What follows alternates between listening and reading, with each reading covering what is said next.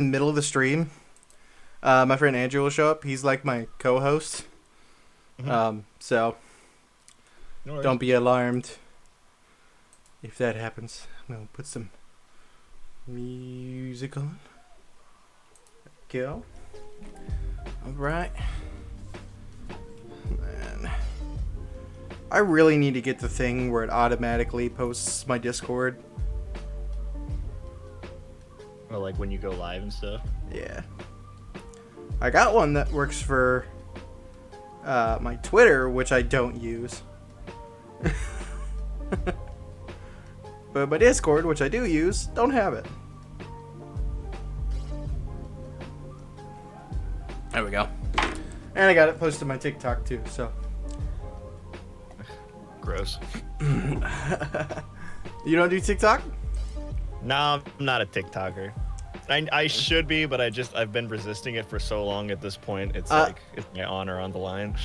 Yeah, honestly, so Brittany, my wife, one night she's just scrolling around. I'm like, what the fuck are you watching? She's like, oh, it's TikTok. That's dumb as hell. It was just after the derecho. So we had like no power or anything like that, nothing to do. Mm-hmm. So, Confed, Witch Lady, what's up? We had no power, I had nothing to do, so I'm like, fuck it. And I turned it on and I started scrolling. I'm like, okay, it's kind of entertaining, I guess. And then See, that's my problem. Is I know it's a rabbit hole, and like once you start, it's impossible to put down. So I'm like, if I just don't ever start it, then I can't get addicted. That's very true. It is very true. And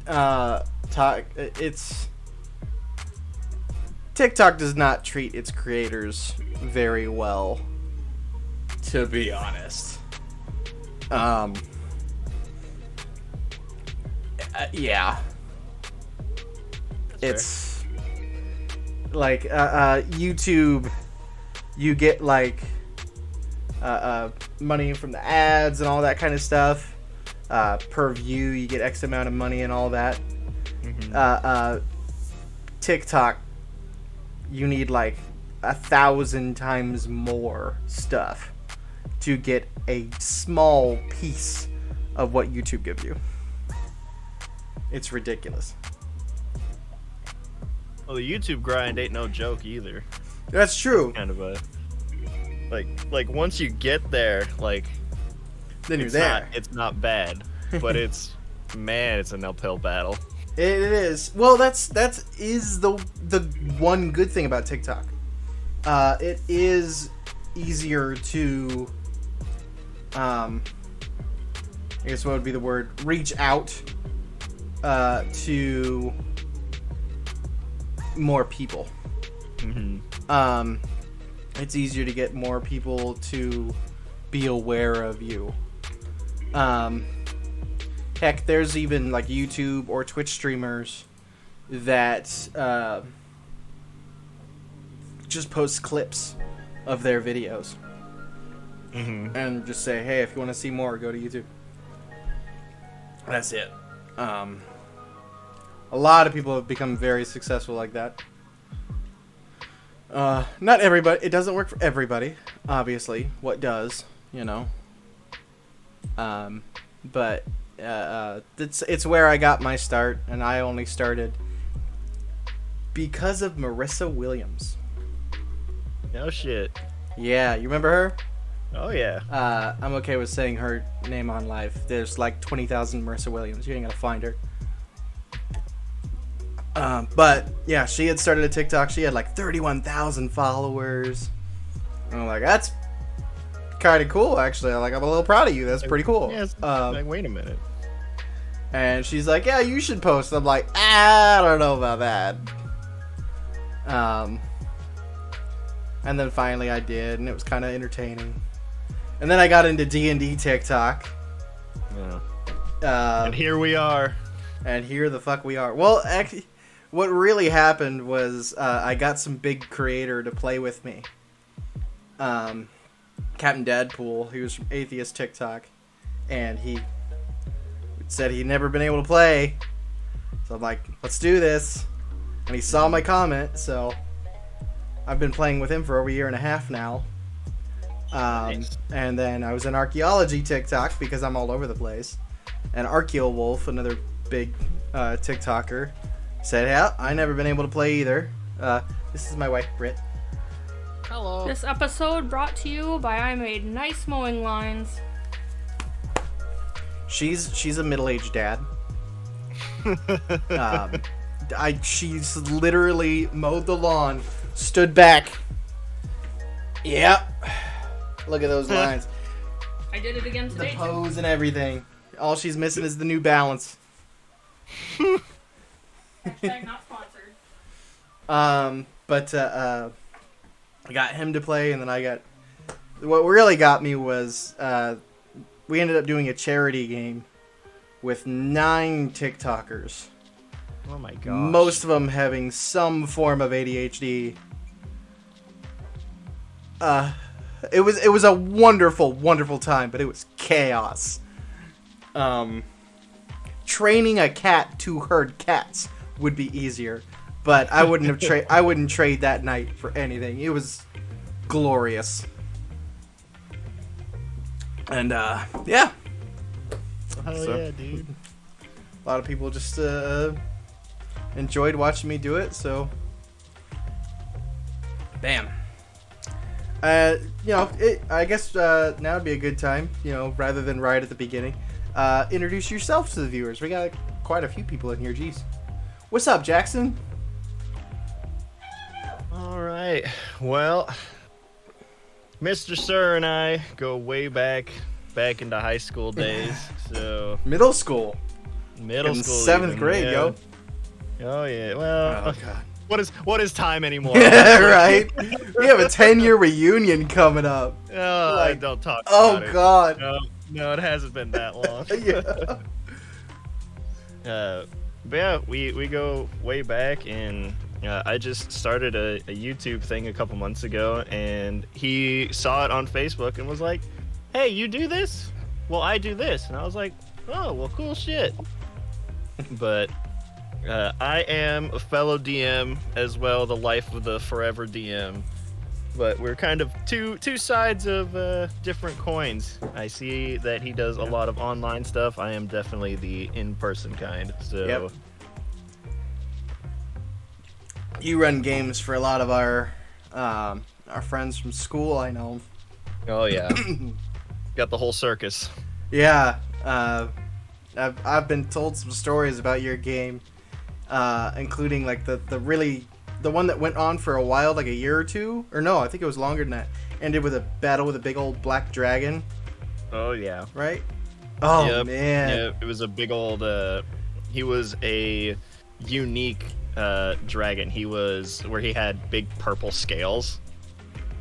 It was Oh, like a nice. gargantuan. I think he was a twilight dragon. Was what he ended up being. Okay. Damn.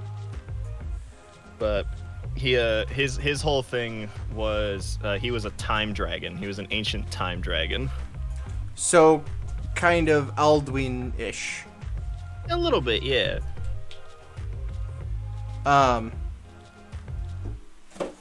Yeah. Oh God. I wanna use that now. Last night, rather than my game, because my Tuesday nights I'm a player, and Thursday nights I'm the DM. Last night the DM wasn't able to play, so we just did another show, and I was just checking some stuff out that I had just gotten on my Roll20. And it came out with this new weapon of nightmares. Can be either any weapon, but it's usually a mace or a hammer. And if for everything that you kill, it's a +2 weapon, but for everything you kill, there's a DC 10 plus how many ever people you've brought down to 0 hit points. So not even really just killed, but brought down to 0. When you go to sleep at night, you make a wisdom saving throw with that DC. If you fail, you don't get a long rest. Oh No effects from a long rest, and you get a point of exhaustion. Well, that sounds brutal. I'm like, I need this. I'm gonna use it. It's gonna be terrible for whoever I give it to, but I'm gonna give it to them. So that's something I'm excited to use. Plus, there's I got a bunch of new monsters. Lich Hounds. Yeah. Lich Hounds? A Lich Hound. So it's like a celestial hound that a Lich captures and like corrupts. It's a challenge rating 4, but its bite does 1d12 plus whatever. And then it has a bonus action where if he goes to a prone character, which the bite can make you prone, like a wolf, if you go up to a prone enemy, it can rend belly, which does 4d12. Like, bruh, this is a CR4? 4! Dude, that's like almost My as much ass. as like a T-Rex does, and that's Right? a CR8. Right? I'm like, someone didn't... Like, I'm gonna use it, but like... and then someone came up with, how terrible would it be if that thing had pack tactics?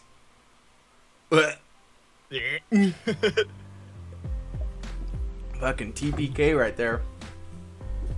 I don't know if I'd be okay with making a pack of those happen. So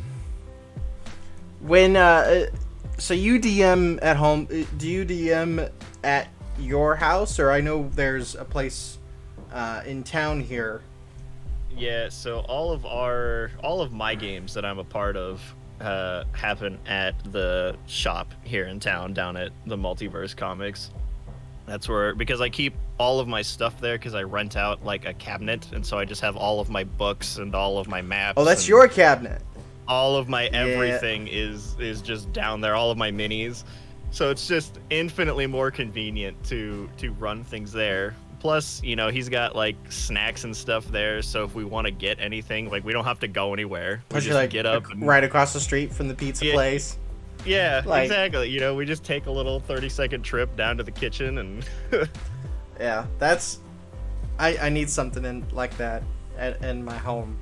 I own this house, but it's not big enough to do something like that. Have a room. oh like yeah, and that. he's got this table there that we Oh, I've play seen on. that table. That is one of those like D&D tables.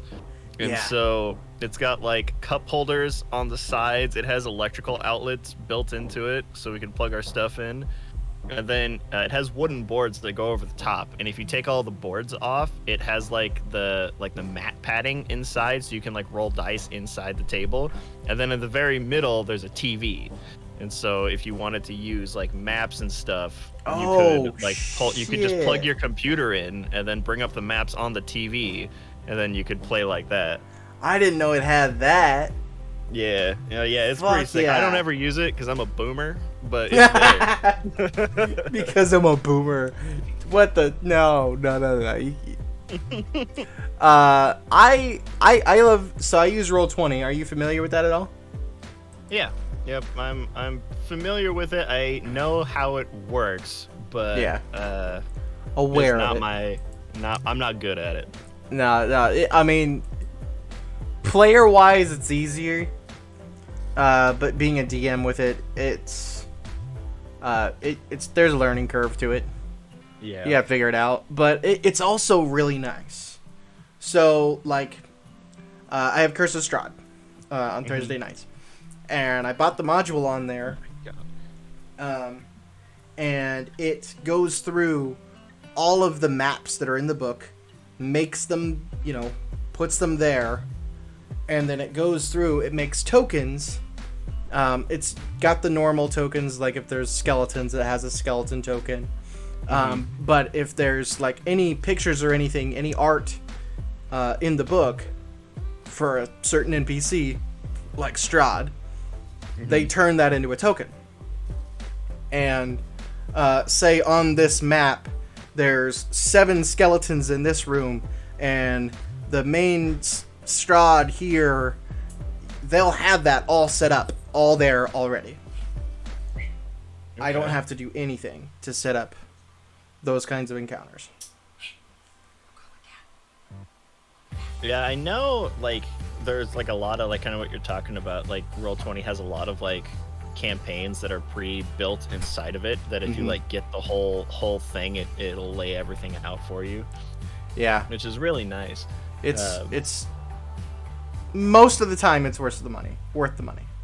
Yeah, Most for of sure. the time. There's some that are. Eh. Yeah. Yeah. You have that. I'm more of Um, a sucker though. I'm like super big into homebrew stuff. And so like when I Wow, run stuff, I do everything is like custom creation. Mhm. So like my main campaign that I run on Thursday nights, and it's fully set in like custom world, custom continent with like my own map that I use with like I have my own pantheon, my own world history. It's like the full shebang.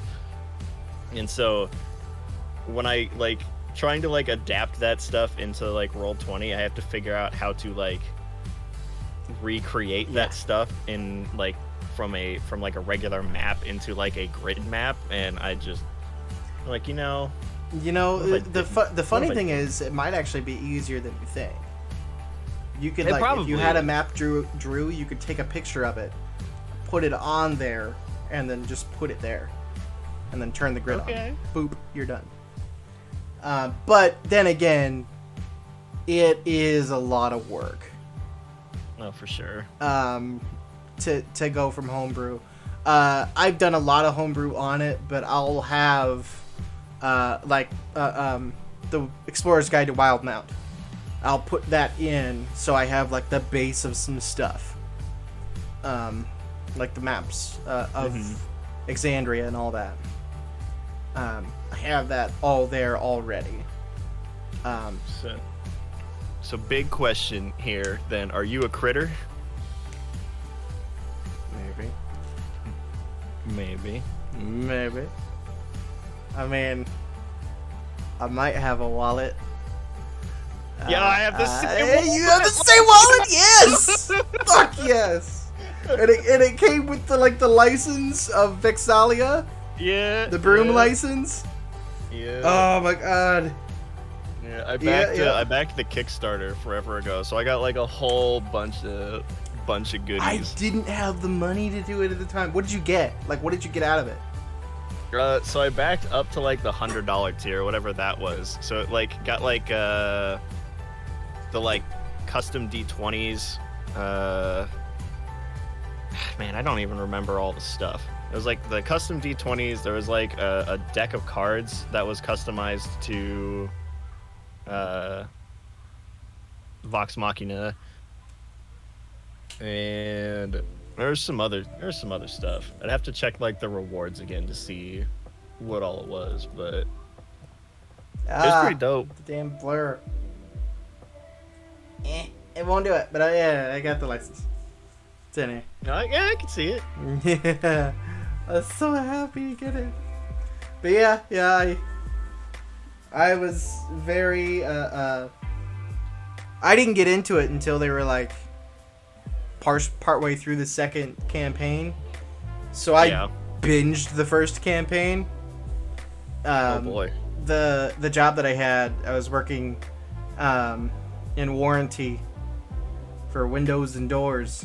Mm-hmm. And I was in reception, so there was a lot of time where I wasn't on the phone. I had nothing to do, so I just listened to it, and I got through it very quickly.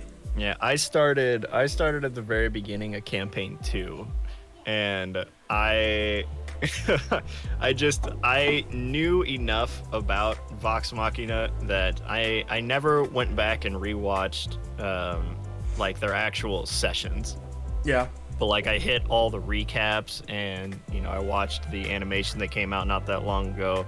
Yeah. So I know enough. But trying to sit down and tackle like 400 or 500 hours of D&D, it's like yeah, boy. I think it's like 115 episodes, and most of them are like 4 hours. Yeah. Some are like 6. Yeah, it's like, man, I don't know. I if ain't gonna got lie time though, for that. that shit kind of made me cry more than once.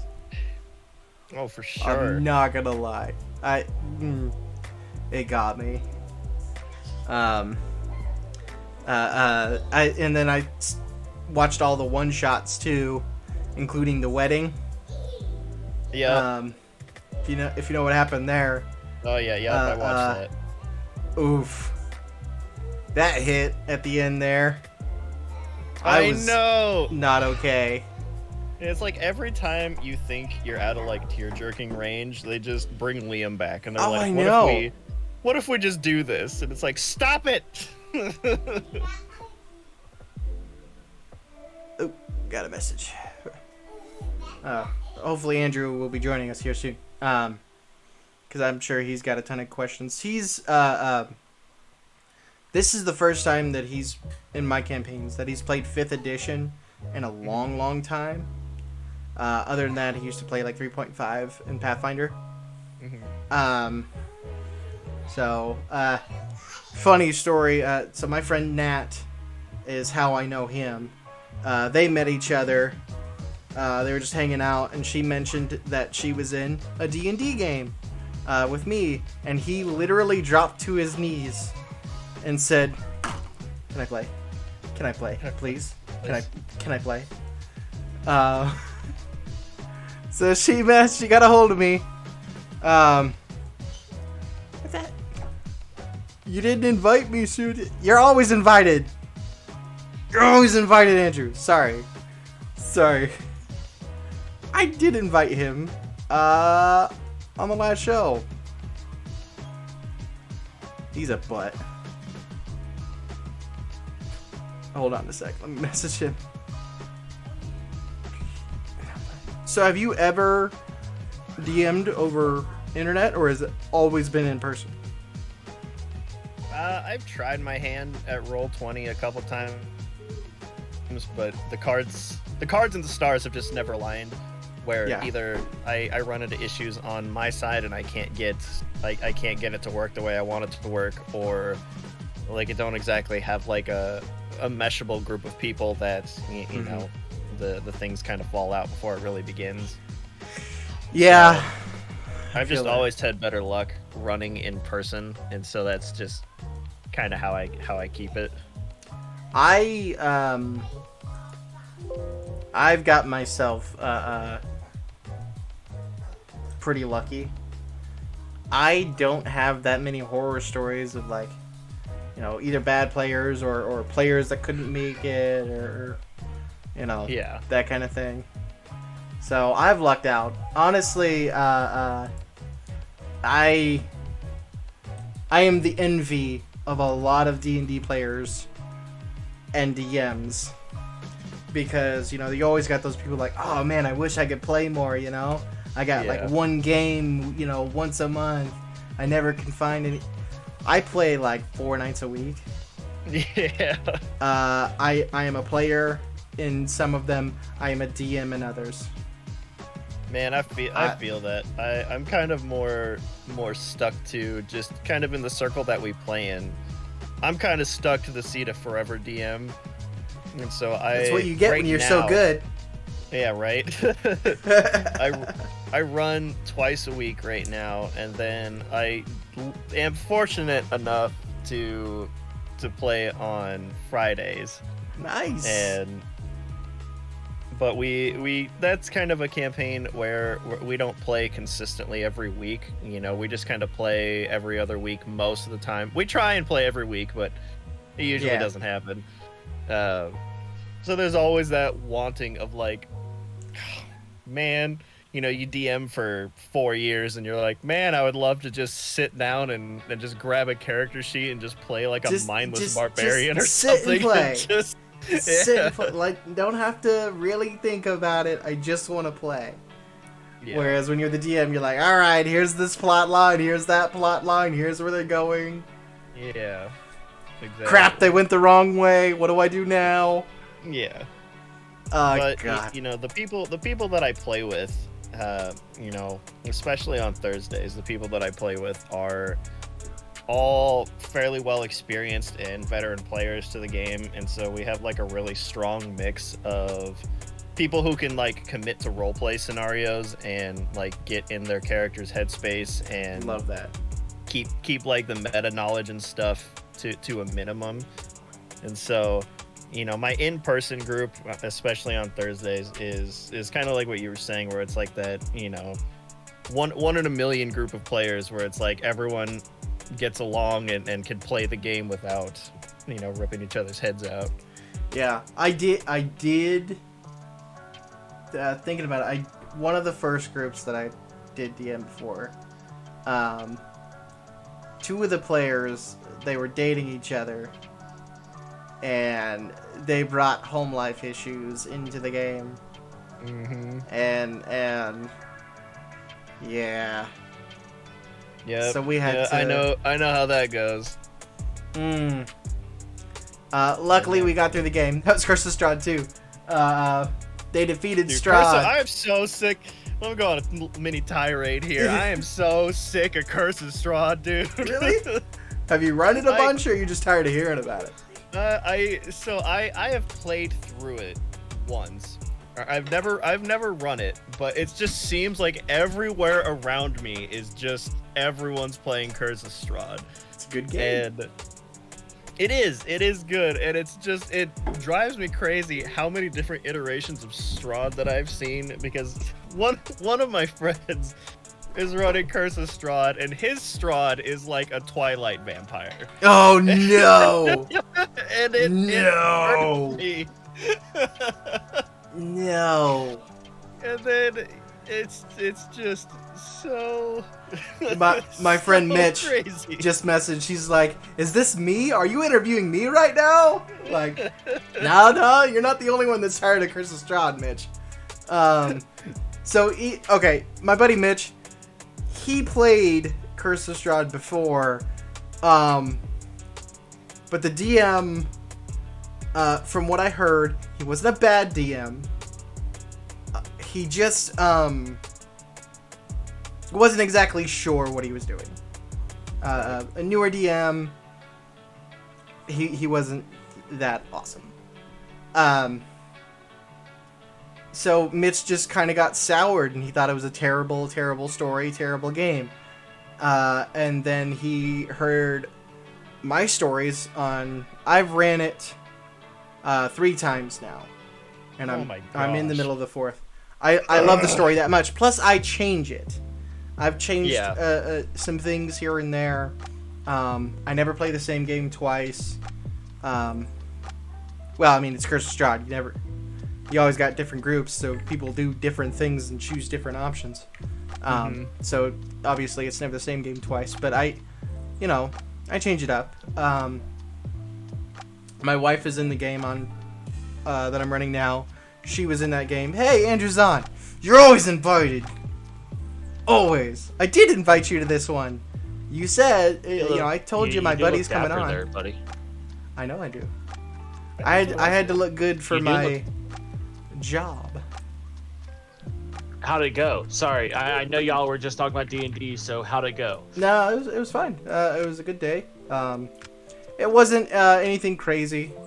I just mostly shadowed them. I was only there for a couple hours just to see what their day-to-day was like, and it was fun. I'm down for it. I'll be done at 6 every day, and so I'll always have time to get in here. But yeah, so I'll probably be taking that job. So what are we talking about right now? Dapper. Curse of Strahd. Colin, this is Andrew. He's also one of my other players who is in Curse of Strahd. What's up? Andrew, this is my friend Colin. We've been friends since middle school. He's DM'd. Well, how long have you been DMing?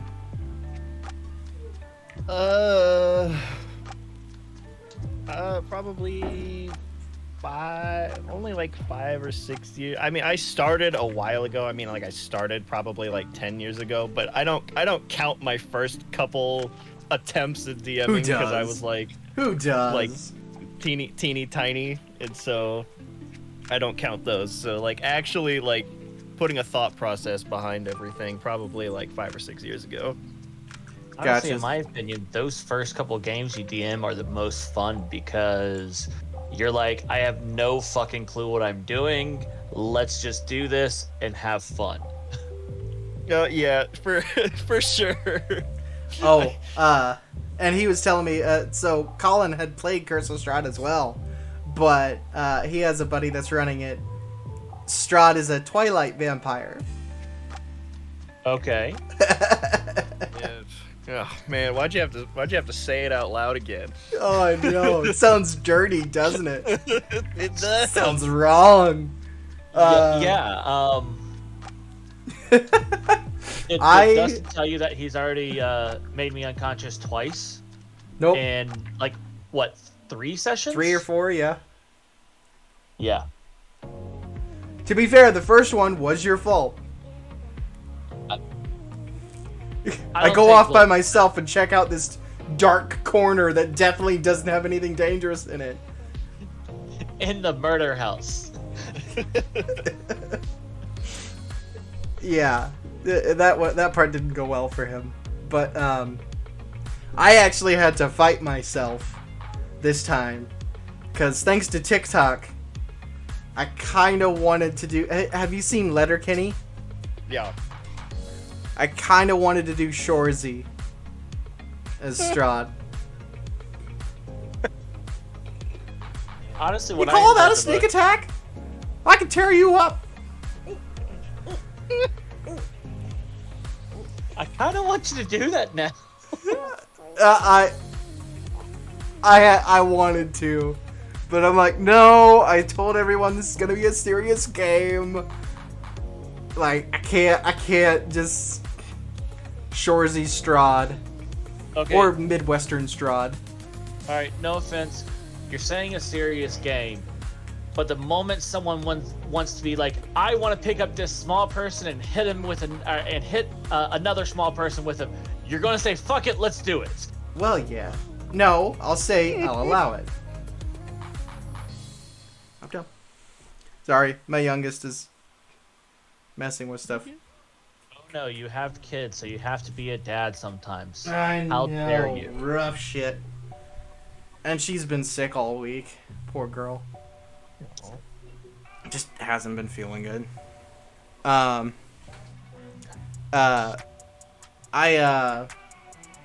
been having a lot of fun running Curse of Strahd. The most recent episode, I let them know just how powerful he can be without trying. Like one of the clerics, I bitch slapped him, and he ended up with 5 hit points left Oh my. in a single hit.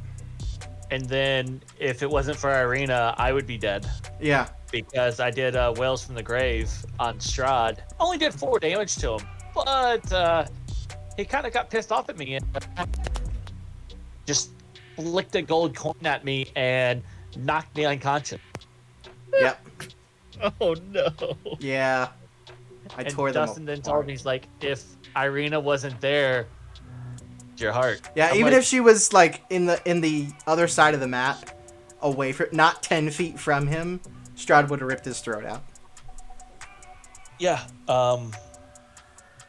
So I already have an idea for another character because it seems like I'm going to die. Yeah. You've had, to kind of get off the topic of Strahd. Okay. You've done a lot of homebrew games. Other than that Twilight Dragon, what is the best bad guy you've run, like the BBEG? What is your best memory for that kind of thing?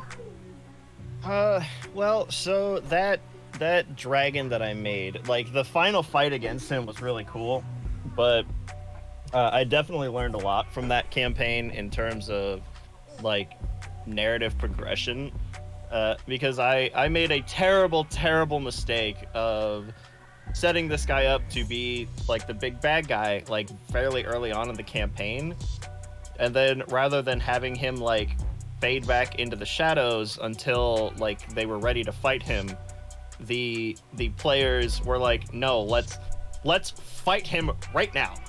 And you know, when you have a character designed to be a big bad guy and your party's like level 4, you have to try and figure out, okay, well, how do I get them to not do this, because I will murder all of them. So the villain himself was pretty cool. The current villain in my current campaign, I like her quite a bit. She is so her identity is the matron, and she is a vampire. Okay. And her whole shtick is, I have this like new system in place in this campaign that invents a new version of magic. It's called soul magic, which when you cast it, instead of spending arcane energy, you cast this magic using souls. And it allows access to very powerful spells, but the more powerful the spell, the stronger the soul you have to have. Kind of like soul gems. A little bit. Elder Scrolls, a little bit. Yeah. And her whole gimmick was she created, using soul magic, she created a new way to spread vampirism without having to bite people or scratch them or anything. Where she can basically, she marks a body and puts her mark on them. And then when this person dies, or if their blood gets splattered onto somebody else, it can transfer it. And then when they're marked, they slowly start turning into a vampire over time. And then depending on what race you are, it can go faster or slower. And when you die, your body becomes this empty husk, and she gets your soul. But then she takes control of your husk because you're a vampire, and she's kind of the head vampire. So she gets your body, puts a mark on you, and sends you out to mark more people, and then takes your soul and uses soul magic to create more husks. So it's like this never-ending process that she's just trying to build giant army of undead vampires. And it just came to a close. The whole arc just came to a close like last week, I think. Oh shit. But it was super fun. It was really intense kind of all the way there, because this was like the thing that brought all the players together as a party, was all of them were marked. And they had to, you know, obviously figure out how to stop this before they turned into vampires. Gotcha. And so it was like the whole way was pretty like intense. There were moments of like internal conflict within the party because some people had different priorities, and it was just like all around was a certain like just really, really good dynamic. Hey Andrew, guess who's getting new ideas? Hold on for a second. He's gotta yell at his cat. Well, on that, I have like stat blocks for all these different kinds of vampires that a guy named Sly Flourish came up with. There's like feral vampires, bonded vampire, blood mist mage, blood mage vampire, stuff like that. So like, I can show you those. Oh, You for step sure. through at your players. So, I've ran a campaign before where, kind of like ran into what you had with one of your parties, where they kept on wanting to fight the big bad early. Mm-hmm. And so what I kept on doing is anytime they were stupid and wanted to do that, I would have them fight them, and I would just knock every single one of them unconscious and then leave them. And I did that 3 or 4 times before they're like, oh my god, we can't really take him. Let's continue on. It took 3 or 4 times? Yes, 3 or 4 times. My people kept on going after the bad guy. And I'm just like, I'm like, you know, I could do this all day. I don't mind, because they were nowhere powerful enough to do anything. I mean, they would damage him some, but you know, to what I remember, the AC of him like was 25, and they were like 3 and 4, so it was hard as hell to hit them. So it's just, I'm like, I will just knock them unconscious and leave them.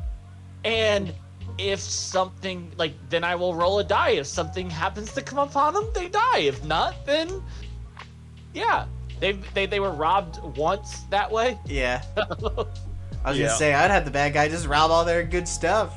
Oh no, I never had the main bad guy do it, but there was one time a random merchant was crossing Oh their yeah. path, and they just took all their left them like daggers, but took all their main stuff. Tell me they found that merchant later on. Like, hey, I recognize this. Yes. Oh my god. Yes. Yeah, that's You look at his brutal. wares, and for some reason, this sword right here, you recognize that handle, that little so chip in the blade right there. That you recognize that.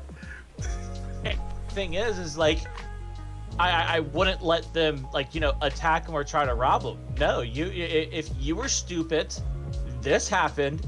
If you want your shit back, you got to either earn it back by working for this guy, or you have to buy it back yourself. Love it. I mean, gotta teach him a lesson somehow. Damn. So flip side then, what's your favorite villain? Most awesome villain encounter that you've had? Mel. I have an Omni game entity known as Mel. He's a magic merchant. Every party meets him as the guy they can buy magic stuff from. And he the first time I really used him was in the game with Nat and Archeo Wolf I was telling you about. They were archaeologists essentially. I know, right? But they had to just explore this old cavern place, and Mel was like, I'll give you a deal on this stuff, but if you find something good, get a hold of me. And they did find this really old book that they couldn't tell what kind of leather it was. There was no writing on it. And Nat's character opens it up, and I'm like, all right, make a charisma saving throw. And she rolled like a 12. I'm like, all right, everyone watches Andy drop to the ground. And on the cover is her face. She's dead. So my wife's character walked over and used her dead hand to open the book. I'm like, alright, charisma saving throw, it's still you opening the book. Nope, she failed, so I killed my wife's character too. And on the cover of the book was her face. And they're like, alright, let's stop opening this book. I'm like, great idea! And they didn't know how to get the souls out of the book, so they called Mel. He said, alright, I can get them out of here, but I get to keep the book. That's my price. So he did it. He released them, and he had another price, and the other price was that if they ever find a book like this or one similar to it, they have to give it to him without reporting it. So they found some other ones, and then in my other campaign that I run, that he's in, he did the same thing. Hey, these books, get them to me. Well, it turned out those books were giving him more power, giving him extra spell slots. He ended up with 3 9th level spell slots. Oh my. Yeah. So the very first campaign that I ever played with Dustin, I've only been playing with him for 6 months now, something like that. And met Melon. My character is a monk, but he's an Alistar? Kalashtar. Alistar. Well, and Dustin tweaked it a little bit to where my mind link, I can actually link with a group of people, and that's how I talk, because I am a mute monk. Okay. And so I mind. Oh, you're breaking up, bud. Better? There you go. Yep. But I met Mel one time, and so I'm like, fuck it.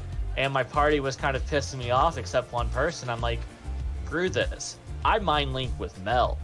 and I was going, we were going to make deals and shit like that, and then we stopped playing because other people of the campaign left and couldn't play anymore. So Yeah, two people, their schedules and stuff wasn't working, so we're like, well, we can continue this campaign without those two players, or we can start Curse of Strahd.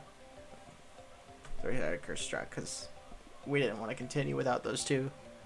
Sure.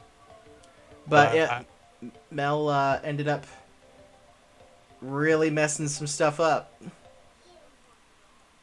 and he could still be out there. I do gotta say, if I know Curse of Strahd is written out and everything, but if you put Mel in there, I'm going to be a little upset. I mean, I might have to drive up to Iowa and smack you. In all honesty, I probably will do that. Don't know. He can get around. He gets around. Say that. We're at 92% of the magic drop. Oh yeah. So for my Twitch, I have a challenge going on that if they donate 100,000 channel points, the Curse of Strahd game, the players get a magic item drop. Oh, So, that's cool. Yeah. I thought it was something nifty. I even created some new challenges, by the way. They can, for a certain amount, during combat, they can add a minion, like a wolf or something. If they're like, the party's having too easy of a time this time, let's throw some more bad guys in. Then I have another one that's really expensive, but Strahd hears this. So for the last 5 minutes, whatever the party was talking about, Strahd heard them. Oh, fuck. And then I'm considering putting one more in, making it stupid expensive, but Strahd shows up. Oh no. Whatever the party's doing, wherever they are, whatever's going on, Strahd arrives. This is going to be dangerous for me because I do have points that I can just spread around, and I'm just like, yeah, fuck it. I'm bored. Let's get Strahd in here. And it doesn't always mean like he's gonna show up and start killing everybody. I mean, maybe he's just there. Maybe you won't even know it. Strahd's never just there. Honestly, I'm afraid of seeing him again. Like, Should be. Truly, after Whales of the Grave did, I'm a little afraid of this. That's how you know you've done a good job as DMing, right, Colin? Oh, for sure. When you get a player going, Fear is the I'm greatest scared." compliment. It is. That and bawling. I've had players break down. Oh yeah. It feels good.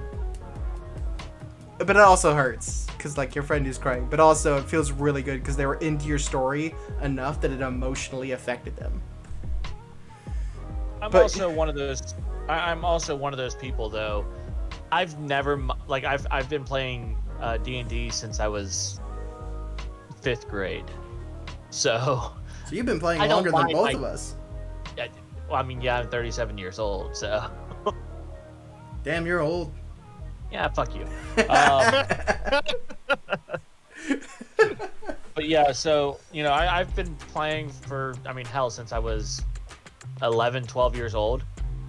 So I've had many characters die. So yeah, if my character in this Curse of Strahd game, because this is the first rogue that I've played in ages. Having the character die is easy.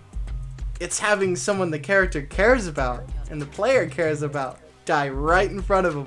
That's how you get them to cry. Right now, that can't happen. I don't have anybody. Yet. Yeah, very true. But my character doesn't have anybody who, he loves or anything like that. He doesn't have anybody, so... I've actually done that. One of my players, her character fell in love with an NPC. It was a very wonderful, beautiful relationship, but he was a revenant. And they eventually got to his vengeance, the thing keeping him on that earth. And they destroyed the thing, which nothing tethered him to the material plane Yeah. anymore. Once the thing So- is gone, soul rests and away he goes. She held him in her lap.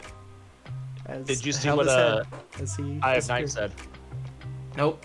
Like the idea of whoever has the highest passive perception just notices Strahd, but when they go to find him, he's just gone. I wouldn't do that to you. That would be terrible. It's also like whenever I had a buddy who DM'd for us, and me and this other friend of mine, we enjoyed just rolling dice. Yeah. And normally it was our D20 we would just roll. Well, he started, like, you see something off in the distance and you look, once you do a double take, you don't see it anymore. He actually drove my friend's character crazy. Like, in the game, it actually, like, his character went crazy in the game. And, like, it was... So, one of the first times that I was DMing, it was actually at a home game with people in front of me, and I would always roll, a regular little plastic dice for all the bad guys. Well, when the BBEG was doing anything, I would use a nice metal dice. So they're used to, just the clickety-clack, clickety-clack. All of a sudden, goo-goo-goo-goo-goo. And they'd be like, what was that? Nothing. No. And I'm that DM. I'll just roll. No reason at all. Just roll a dice. Roll just to roll. Yeah. But it always made the players like double take because they heard the thumping of the heavy dice, which I Pavloved them. They knew that's the BBEG doing something, and they get paranoid. Nah, it's fine. Everything's fine. Yeah, I think I would hurt you. I'm okay with that. I agree with it. As a DM, I 100% agree with it. As a player, I hate you. Yeah. Why, thank you for the wonderful compliment. Yeah, go ahead, Colin. Oh, I was just gonna ask. So, how often, do you venture off into, homebrew stuff, or how often do you stick kind of to a pre-made scenario or a campaign? So, even when I run pre-made modules, I add a lot of homebrew to it. Just because I really like bringing in the players' stories, and most modules don't, with the exception of Lost Minds. That was and the gonna be pre-made my characters. follow-up to it was how important are player backstories to your 100%. your stuff? 100%. I build my stories. Yeah, one shot's different story, Oh yeah. It's a one shot. It's whatever. But when I'm building a campaign, I bring the characters' backstories in as often as I can. I'll do entire arcs that revolve kind of around one character. And the BBEG of that arc is someone important from their backstory. And they'll take care of that, and somehow it was weaved in and also involved this other person. I had one character, my friend Russell made a satyr named Sadie, who Nice. left the Feywild because she heard this song, and she wanted to find the source of it, but she didn't know what it was. That's all that he really had for her. And then I had another character who was like, oh, I'm a Simic hybrid. I lived in the water my entire life, which is hundreds of years, and I have no idea where I come from. I'm like, sweet! I tied them together. They were both pieces of a god. one was a piece of the Wild Mother, one was a piece of the Storm Lord. Sadie, you know, the music she was hearing was the music of the Wild Mother that she used to sing to the Storm Lord hundreds and hundreds of years ago when they were whole and they were in love. So, Well, that's cool. and then Suwata, the piece of the mother, she just didn't remember where she came from because after the big battle, the Wild Mother was badly wounded and split herself apart to survive. And Sadie was the Storm Lord's happiness because without her, he didn't want to feel it. So, and Sadie is this happy-go-lucky, always excited to see all these new, you know. So she was his happiness. Not that long ago, so they battled Mel. Mel was tearing down the Divine Gate to go kill all the gods. And the party had to stop them. During the battle, both Sadie and Suwata died at the same time by one of their own party members that Mel kind of took over. You know, cause I'm a dick. Sorry, Mel's a dick, not me. But they were both brought back long enough to finish the battle. And at the end of the battle, the two of them faded away and became one with their gods again. Boom. Well, damn. Yeah, I was very proud of that. There was some tears shed for that. But it was pretty good. Turns out my middle name is Mel. Nope. It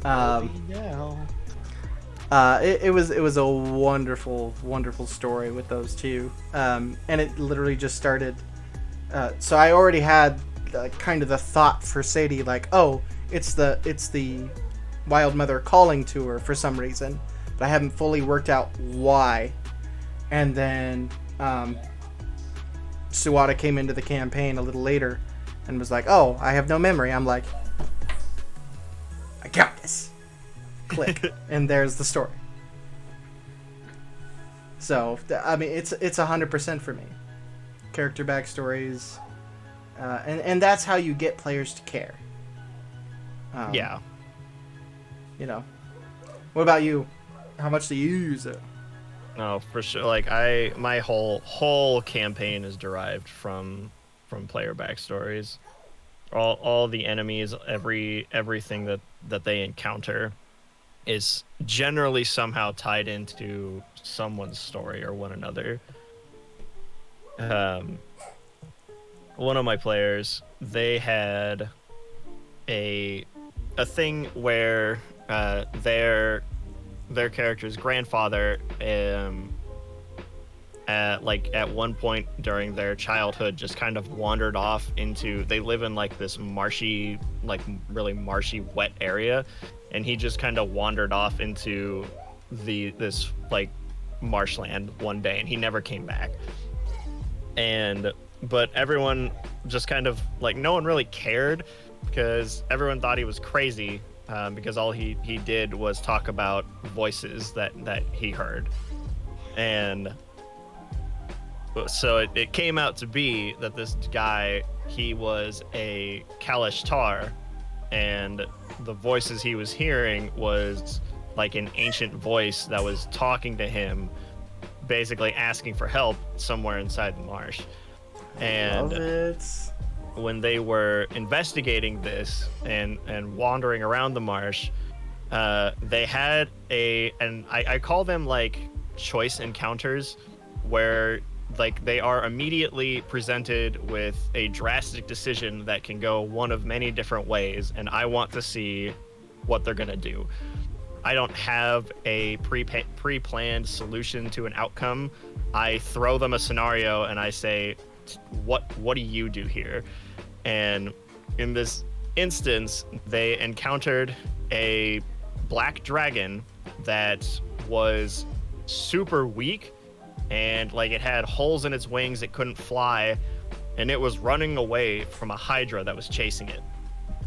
And they had this awkward stare down where they were on the opposite side of this bridge and the dragon was coming towards them, and it stopped when it saw them, and they kind of had this split-second decision where they either had to fight the dragon, you know, they were like, do we fight the dragon and kill it, you know, and claim all the EXP and shit, or do we help the dragon, you know, maybe do we fight the Hydra, do we just get the hell out of here and say this is beyond our pay grade?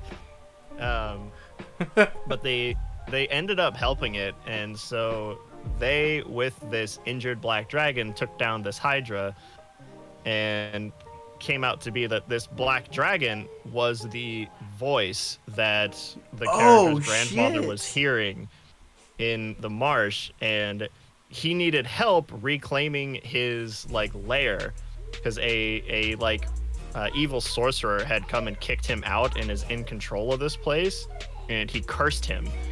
And so they went and helped him, and this black dragon was actually a gold dragon turned black by a curse. And so once it was free from its curse, it is now, you know, an incredibly powerful ally to the party. And, you know, all of this happened because, you know, in this split moment, instead of killing it, they chose to help it. And it's like, how different would the story be if they just turned on it to, and then found out later on, like, oh shit. Yeah, Oh exactly. my god, I love it. Thanks for the follow, Plague Fuel. You're awesome. What you added earlier there, you like to put problems in front of them with no solution. Let them, like, you don't have an idea of how they're gonna get out of this. You just put them in a situation. Mm-hmm. I love that. Like, yeah, and I there's do it, so I many do it times. all the time. Yeah, there's so many times I've set up situations like, I don't know how they're gonna get out. Like, but that's not my problem. That's their issue, not mine. Oh god. Plus, that's a wonderful way to tie that in. That's beautiful. I could only imagine someone's facial expression learning that. Like, oh god, Grandpa wasn't crazy. And like so when they got to this layer that it was in, like it's kind of this thing that, like, once it happens, like, the story just keeps flowing into it naturally. And so, like, this thing's lair is like this, like, giant castle, basically. And it's like that traditional, like, it's like a castle that's like in a center of an island surrounded by the marsh that has like really deep water, and like it's just like the single bridge that goes across, you know, it's the whole shebang, the typical trope. All the tropes. Yeah, for sure. And the only thing it was missing was the damsel in the tower, but someone's got a question for you. If they killed the black dragon, would the scales have turned to gold after? So they sit there and realize they made an oopsie. Had they killed the dragon there, because it was cursed, nothing would have changed initially. But the way the story would have gone from that point is they would have eventually made their way to this thing's lair and probably found the sorcerer anyway. And then, you know, whether the sorcerer told them or they found out through kind of going through all the notes and stuff left behind, right? Eventually it would have been revealed that this thing was a gold dragon, and it would have led to much greater problems than if they didn't help it. Oh my gosh. Yeah. Here's a fun question. Hey, I'm going to be turning my camera on in a second. Just You can leave the names the same. Got you. Fun question for you is, have you ever like had a plan for something, but your players are trying to figure it out and they come up with all these theories, and one of their theories is just like that much better than the idea you had, so you're like, you know what, it's that now. Have you ever changed something like that? All the time. There are times where I intentionally set up scenarios that don't have an answer, and I just listen to them. Yeah, wait for a good answer. I'm like, oh, wow, you know that? Dang, that's pretty good. Let's go with that one. I will admit something right now, Andrew. You were involved in the game, so here's a little secret for you. I had a one-shot where they had to rescue this mayor's daughter from a bunch of bandits that were there, and they were told that the captain of the guard was sent after her to go rescue her. When they got there, they found the captain of the guard there, sitting at a table, eating with them, you know? And a magician guy, or magic user came out, and, like, put his hand on his shoulder and, like, said something to him, and they saw magic. So Andrew was like, he's actually under control by the guy. He's not actually a bad guy. Don't kill, like, and no, he was actually a bad guy, but, like, I liked that story better. Yeah. So Well, the magic was actually just a healing spell. That's all it was. Yeah, you know, that's what it's about too. Is it's like, you know, like listening to the players and like hearing their crazy ideas and solutions and like, you know, there are times where you have to be like, no, this is way too far-fetched. Like I just don't see any rational way of this happening. But there are other times where you're like, you know, what if this does happen? Like it was just it was a way better twist, way better story. And I was like, fuck yeah, all right, cool. And yeah, I could have totally killed him. I mean, that You could have. I was playing a ranger and just, oh my god, it was a. And you thought that because that same caster took over the mind of the rogue. Yep. With a magical item. So I'm like, oh, the captain of the guard has a magic item that does the same thing. Cool. So yeah, I've changed stuff on the fly like that before, just because you guys had a way better idea than I did. And I'm like, doing it. You guys will never know. So I have a story real quick about like an absolute bamboozle of a moment. Oh please. Where it was from my side though, where I bamboozled the player, and so they in my world, one of my players is a chrono wizard, like the time wizard, and so time manipulation is starting to become a thing, and another one of my players is playing an assassin rogue. And they work for this guild, and he is like, he's a super young kid that, like, in game, he's a super young kid that basically was forced to become an assassin to like pay off a family debt. Right. And one of the first things that he did was his boss gave him this bead and told him that this bead is going to take him to a certain place in time in the past, and he needs to kill this figure because they know too much. And so he says, okay, you know, he's like level 3, he doesn't know any better.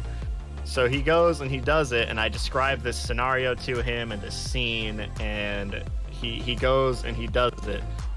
And so I was telling you that this last session we kind of resolved everything with the matron. Yeah. And as they were kind of wandering through the lair, elements of like where he went back to in time started becoming more and more familiar. And the whole reason they ended up finding her lair was because they had to go and rescue this person. From another companion that they had made along the way, an NPC. They had to rescue a relative of theirs because the matron was holding them captive. Right. And as they're like walking through this underground cavern, like things just start becoming more and more familiar to him. Oh no. But the player can't remember why. He's like, man, I swear I've heard this before. And it's like, he's like, but I don't know why. And then like there's this, and that's the point where you go heartbreaking, like this heart-crushing moment where they rescue this NPC and like they're walking up this like hill, and just this crossbow bolt just takes her out of nowhere, just flies over and hits her right in the heart and drops her. Oh my god. And he turns and looks because they're all like, what the hell just happened? And it's like, I described the scenario as like he's just looking in a mirror. He's just looking at himself on the other side of this cavern. And he knew kind of how deadly this scenario or this was because the poison that this bolt was covered in is designed to prevent resurrection. Nice.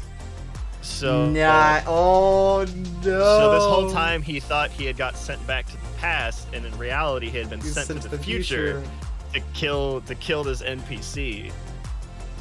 You're That is terrible. That is amazing. You're horrible. and like it was so great because like everything had kind of matched up to, because this is like session 1 when him and I had this one-on-one scenario, right. and we described all this stuff, and I had him roll an attack roll, I had him do damage to this person, and I kept all of that stuff down so that when we eventually got here, which here it took like Then a you could year, describe and 6 as months. it happened. Yeah, I could, Fuck. This is what you rolled to hit. This is how much damage you did to this person. And it dropped them down. But then they had this super cool moment of like, there were 2 clerics that were around, and both of them together like used their divine interventions to try and undo the poison, basically, to try and revive this person. And Oh, please tell me it works. but they did all of this stuff. So the druid had this staff that has the spell control water, and he used it creatively to try and like manipulate the blood in their body to try and draw the poison out. Okay. And they did this. They did like pressure wraps to try and like prevent it from spreading. So like everyone in the party chipped in to try and prevent this person from dying. And so I don't ever do anything as impossible. If something is impossible, it has the impossible DC, which is like 35. Yeah. But I took all of this stuff that they did and basically lowered the DC for them to try and because unfortunately the divine interventions failed. But I had them do like a Arcana check that was like a combined Arcana and Medicine, and they had to meet or beat a 25 DC, and the person that rolled they had like all sorts of buffed on them. They were blessed, they had guidance, they had all this shit, they had bardic inspiration. Yep. Yeah, and when they rolled, they had a meet or beat a 25, and they hit a 29. And so, like, when we start playing this week, we start the session with this person coming back to life, and so that was like one of those that I'm like, okay, well, this person was supposed to die, so now I don't know. And now I'm in a pickle. I'm not sure what I'm gonna do, but Oh like, it was gosh. just too cool to like, when everybody is super invested and is trying really hard to accomplish something, like it's just cruel to be that like, Yeah. fuck Nope. you. Sorry, it all fails. You suck. Yeah. Nah. I wholeheartedly agree with your decisions on that. That is, you loopered him. You put him in a looper situation. You Yep. evil bastard. Yeah, it was a bit of a bamboozle. You know what? Damn. I fucking love that. That is amazing. Yeah. Thank you, I appreciate it. From normally a player point of view, Andrew, like for you, how would you react in some situation like that? Well, I mean, you got to think, like, right now I'm playing a rogue. So if I got sent back to kill somebody and it ended up being somebody later in the future that I actually liked or I was supposed to protect, that would fuck with me hard. Like, first session, okay, you got a contract. Then a year and a half after I've gotten about it, like, I mean, I'm not going to be every single time because I'm a rogue. It's just something else that I have to do. I kill people, it's fine. But that's what I do. I drink and I kill people. Like that's I would be fucked up for a little bit. Like my character, I'd probably say for the next session, like I would be kind of like shell shocked. Yeah.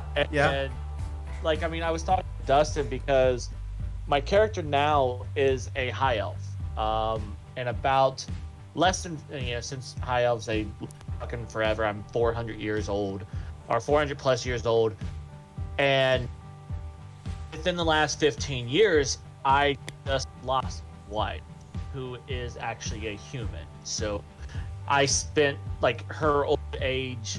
She aged me. I stayed with her forever. And like this last session, because I was unconscious and then I got healed. I mean, I already had one death fail. I got healed, and then we heard wails from the grave.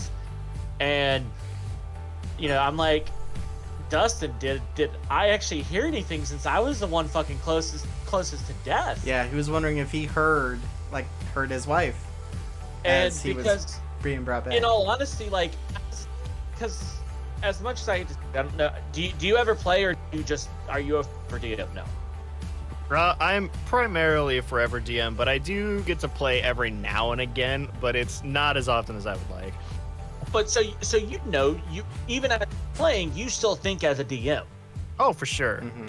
So I'm like, if I heard, like, my character heard his wife, I'm like, for at least the next probably session, I would give myself disadvantage on fucking everything. Mm-hmm. Just for the simple fact of, because one, I know how much it would fuck with my character, and two, that's really only fair. Well, and I'm from like good. Oh no, my bad. I cut you off. I was gonna say, but like from a DM perspective, like that's the kind of shit that like you look at and like you reward players for that. Where they have the capacity to be like, this is affecting my character in an extremely negative or positive light, and like to actively impose a negative effect on yourself because it makes sense with the story is something that as a DM, like, I appreciate when characters do, and I remember it so that like when a time comes that they pull themselves out of this, like if they're in like a negative headspace, kind of like what you're talking about, where it's like it fucks your character up for a day or two, but then it's like maybe something happens that either another party member or an NPC or just self-awareness, like you pull yourself out of it. Like as the DM, I would then reward that, like in terms of maybe an inspiration or some kind of buff in combat or anything, something along those lines, where it's like you had this negative thing, but now you come from it stronger, and now here are these positive things. So like, as my character, I'm like, my background is Faceless One. I don't know if you know about that. Do you know much about that one? What? I don't think so. What's okay, it so, from? well, I don't actually know where it's from. But it's Player's background. Handbook. It's from a different book. I don't think like it's from just the a normal legit player background. handbook. Okay. Yeah. But no, so I'm like, the persona that I'm showing to everybody else is not my true self. And then if I go somewhere and change my appearance, because right now I'm like wearing a face mask to where Full only like mask and the hood top up. the top of my nose is only seen. I have a hood that's up, so you can't really see my hair, and if it is up, it's in a as much as I hate to say it, it's in a man bun. So I will look totally different whenever I'm my true self. So how I'm acting as my player right now, like, my wife would fucking beat the shit out of me, because I am like, hey, you're paying me, I want money to do this, you're paying me, I'll do whatever you want. If someone pays me more, then I will go for them and say, forget what I'm doing. Like if I like in Curse of Strahd, get Arena and Alice, I forget what is his name. I never remember the other dude's name, her brother. Get them to the first town. As soon as I get paid, if someone then wants me to kill one of them, I would kill them. That's just how my character I'm playing. But my true self is not like that. Mm-hmm. So that's why, like, if I actually heard my wife's voice from Wails from the Grave, that's why it would fuck with me so much, because I am not being who I really am. Yeah. This is why I love my players, Colin. Come up with stuff like that. Yeah, it definitely is a mark of a good player is like having that like level of awareness. Yeah, yeah. I also really liked Archeo Wolf. I told you I ran his first game. His very first character was a big old Luxodon fighter, Psy Warrior, and I gave him like this super badass, powerful hammer. If you know Critical Role, a vestige of Divergence. It was Nice. that powerful. Bitch barely uses it. Because he prefers to kill things with other things. Like he threw one goblin and rolled so high. He threw the goblin at another goblin, threw it so high that he killed them both. Threw that goblin up the other goblin's ass, and they just turned to mush. There were some archers in a tree, and like he knew the general direction of where they were, and he's like, "I'm by a river, right? Yeah. Can I just like scoop up some river rocks and?"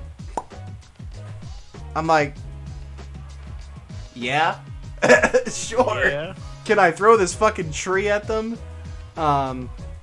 He killed a mimic with a chandelier.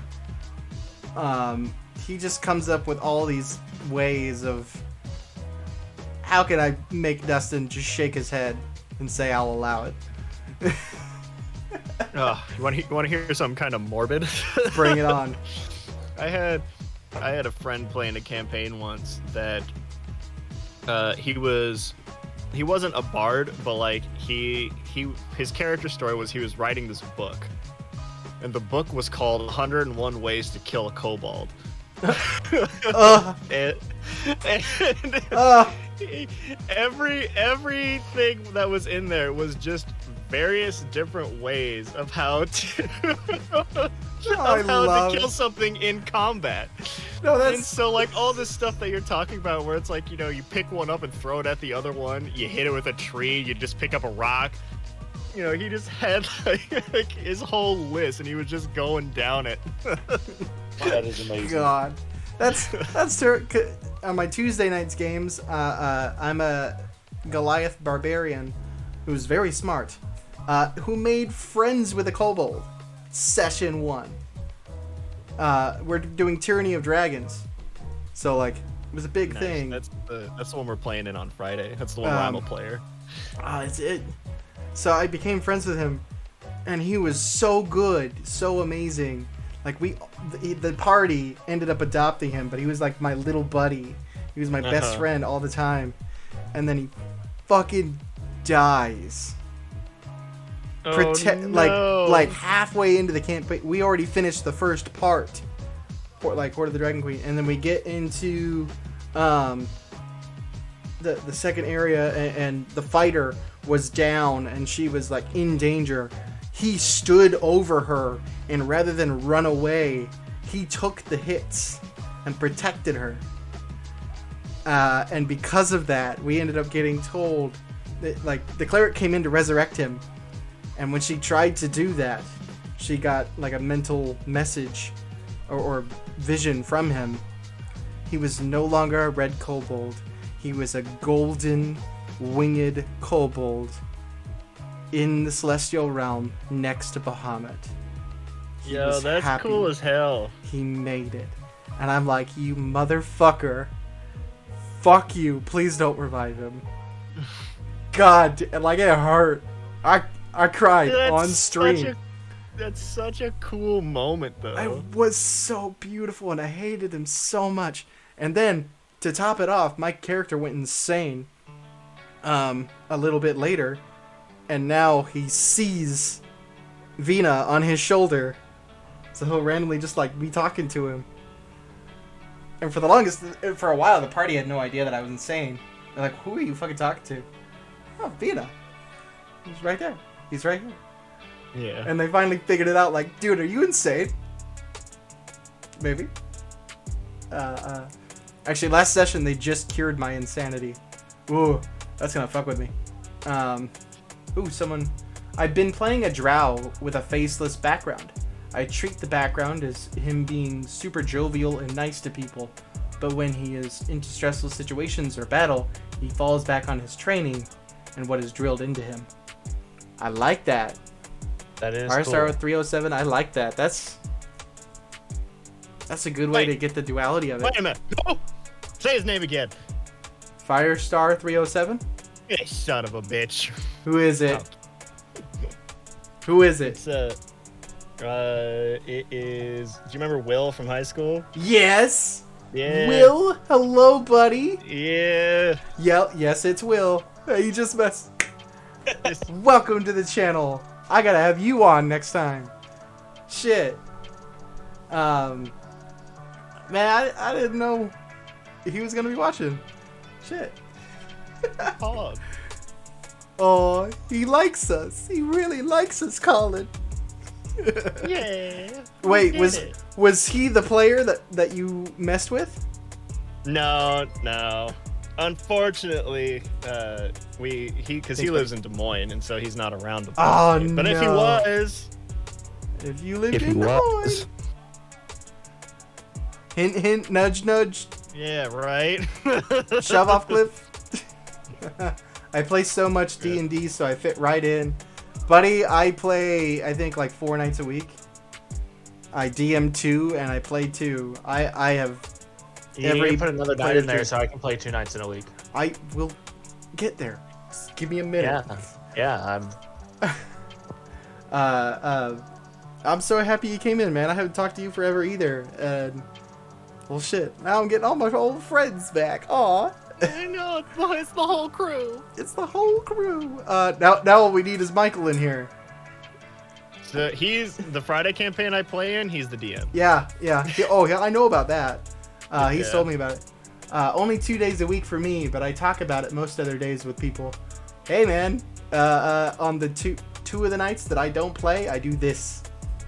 Wednesdays and Fridays, I do a talk show about D&D. Granted, like, we usually end up going off on random bullshit. Oh, You yeah. know, other than D&D. But We start yeah, on D&D. yeah, and then we veer off, and then we Pretty veer D&D back. based, you know? Yeah, this I think- time you've been able to keep us on task, so you're pretty great. But unfortunately, we're actually about 28 minutes past what I usually do. I was wondering about it. No, Time flies when you're having fun. it does. It does. I've missed talking with you. I've missed hanging out with you. Will, I gotta have you on here sometime too. Join the Discord, man. I have people from all over the United States in my Discord that all love D&D. And you know, we just bullshit.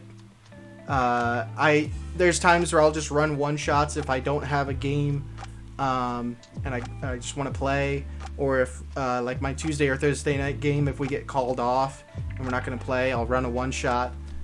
So I'll put an invite there in the Discord, and you guys are welcome. Yeah, and Witch Ladies in Canada. Holy shit, I forgot about that. But you know, maybe I'll have you guys in on a one shot. That way I can fuck with your mind, Colin. Yeah, for sure. I'm always down to play, and you know the invite is always open as well. If you ever want to come and sit down at one of my tables. Oh, I know. Well, you play Friday. What time do you play on Friday nights? Friday nights is David's campaign, but Yeah. we play at 6 o'clock. Play from like 6 to like 8:30 or so. Yeah. And then the Tuesdays. Or the Tuesdays right now I'm open, but I work Tuesday night, and so as long as it's like done by 9:45. But All right. I'll like say something. Monday. Will says I'll bring the Wednesday- mayo. You keep that shit. Like Oh, Monday, my Wednesday, Friday are the best times Monday, for Wednesday, me. Fridays. But Alright. I can always like if you or anybody wanted to play, like I could always like throw a session together pretty much any time too. Sweet. Oh, I haven't played in person in so long. Yeah, no, it'd be wild. Oh man. And like I got like these beautiful dice boxes and everything. Like ready to play in person. Oh, see, there you go. Yeah, well, yeah, just let me know, dude. I'll be glad to bring you in sometime. All right. I can and will burn a legendary resistance with mayo. It's true, dude. This guy. Let me tell you. Oh man, so many stories. So many stories. Will is chaos. I know this. It was Strahd. Dude, This Strahd, I tell you, everywhere I look is Strahd. I swear. Will, Thursday nights, I play a campaign. I play Curse of Strahd on Thursday night, so come on by and watch. We play 8 p.m. Central Time. Well, Yeah. I don't know why, since you're in Des Moines. I'm one of the people, and he's already knocked me unconscious twice. Yeah. So But yeah, you're right, dude. Everybody. Well, it's a popular campaign. You I can't... just want this to be for the record that I'm not crazy. Right? It's legit What? everywhere I look. I believe you 100%. You're. Oh god, I can't even word right now. I ran my friends through it to get them into D&D. That's a terrible way to get someone to do D&D. Granted, I did that too. No. Out of the Abyss is a terrible Oh fuck that. place to get people into D&D. No. I hate that campaign with a burning passion. I have read the book. I don't want to run it. I'm Do good. not ever bring anyone ever anywhere within 10 feet of that campaign. Fuck that. Alright guys, we're gonna call it a night here though. I appreciate everyone coming in. I played Strahd like DBZ Abridged Cell. It was beautiful. I need stories. Join the that's Discord, amazing. sir. I need stories. I want to talk to him next Wednesday about this shit. Yeah, Will, are you free next Wednesday, 7 p.m.? I'm just gonna stare. I need to know if you're free next Wednesday. I can make sure I am. Fuck yeah, you're coming on the show. Colin, if you're free again for that, I'd love to have you both on here. If you can, that'd be awesome. If not, don't worry about it. But yeah. Shit. Okay. I probably not, because my Tuesday campaign got moved to Wednesdays. Gotcha. So this week was an off week. We didn't play this week, so which is why it kind of worked out. Not totally But fine. yeah, anytime I have a heads up in the future, if I have a Wednesday night free, I'll hit you up. All right. Yeah. You're welcome on here anytime. Like I said, you kept us on, on D&D. Yeah, well, for the most part. Mostly. Yeah. All right. Well, everybody, good night. Have a wonderful time. Wave awkwardly, Andrew. This is how I end my streams. Just a awkward wave. I don't know how to end streams, so I